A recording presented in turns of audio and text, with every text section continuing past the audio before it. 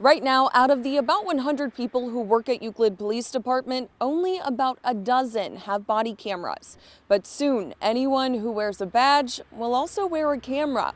And for people I spoke to, it is a win-win, both for residents and the police department. It's a new chapter for the Euclid Police Department.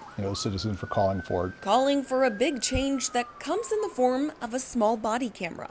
These are fantastic tools for collecting evidence, and that makes our job as, law enforcement officers easier. But some of the previous chapters of Euclid's history have come under scrutiny. Cases and complaints where citizens who interacted with police say they were victims of excessive force. In 2017, Shawan Gray was in the shower when a Euclid officer came to her apartment for a noise complaint. She came out and cracked the door to ask what was going on. She says the officer then barged through her door, assaulted her, and dragged her out of her home in only her bath towel. If it wasn't for the officer who had on the body cam, I probably would have lost my case. She sued the city, and that one officer's body camera footage was shown in court. The lawsuit was settled February 2020. It is necessary.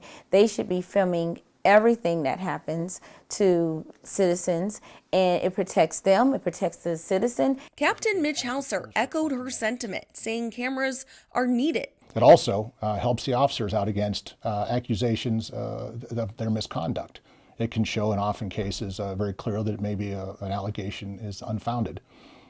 Also, in the end, again, it provides a sense of that transparency and accountability the public demands and they deserve. Mayor Kirsten Gale tells me the reason they didn't have body cams is not because officers didn't want them. It boiled down to funding.